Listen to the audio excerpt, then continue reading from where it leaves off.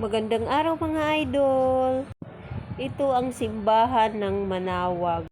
Dahil wala na kaming time magsimba sa Quiapo kasi nga galing kami ng Ilocos, kaya dito na kami dumaan na kami dito para magsimba na lang. Kasi pagdating through the intercession of Our Lady of the Rosary of Manawag, so that in the sheer knowledge of your goodness, they will gratefully bless your holy name. We ask this through Christ our Lord. Amen. Prayer for the religious articles in memory of the mysteries of the life, death, and resurrection of our Lord Jesus Christ, and to the honor and glory of the Blessed Mother, Our Lady of the Rosary of Manawag. May these rosaries and images be blessed and made holy in the name of the Father, and of the Son, and of the Holy Spirit. Amen.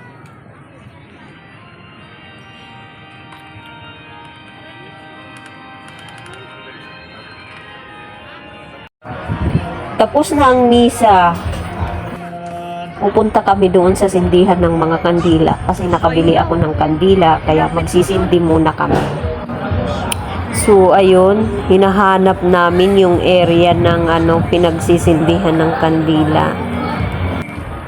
Itinuro kami sa likod, doon daw sa malapit sa may blessing area, kaya pupuntahan muna namin doon sa likod para makapagsindi kami ng kandila. Masindihan namin yung binili namin kandila.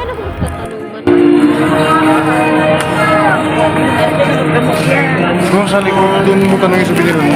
Meron yan area ng blessing ng mga ganito eh. Meron yan area.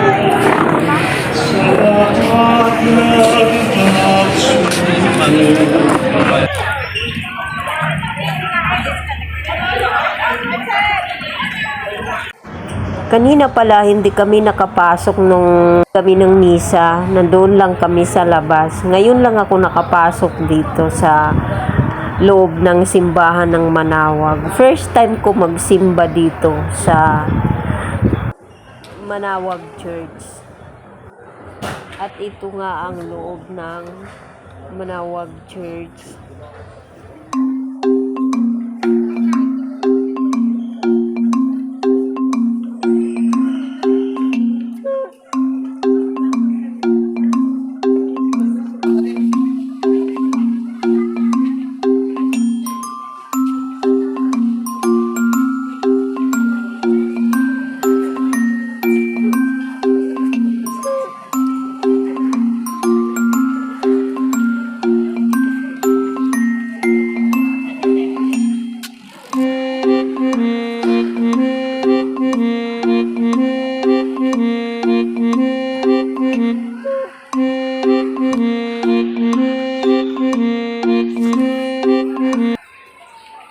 At nandito na kami sa likod ng simbahan. So, siguro malapit na namin makita yung sindihan ng mga kandila.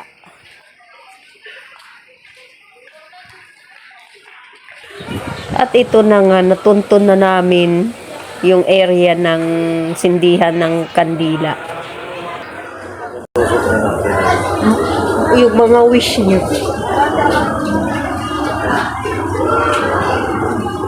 Ano na? Ano na dito eh? Ang dalawa sa'yo. O, dalawa rin sa'yo. Bakit? Dalawa sa'yo. Kasi dalawa tayo.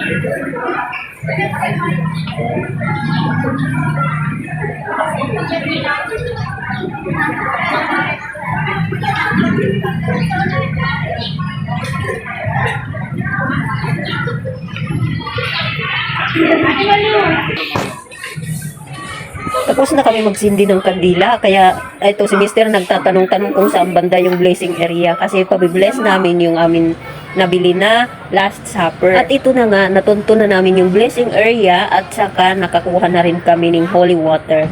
Ang ganyan, ang ganda ng style ng bigayan ng holy water. Gripo lang. Bibili ka lang ng lagayan doon sa taas, tapos yan na, kukuha ka na sa gripo. Holy water pala ang laman nung nasa gripo, kaya pala may guard siya dyan. Baka mamaya may maghugas ng kamay, holy water yun. Pero may naka-indicate naman na label na iyon ay holy water. At nagpicture na rin ako dito kay Mama Mary, yung Birhin ng Manawag. Birhin ng Manawag yan na nasa likuran ko. Ngayon natapos na kami magsimba at magpa-bless ng nabili namin Last Supper, kailangan na namin umuwi para maaga kami makarating ng Maynila. Bye-bye! Thank you for watching!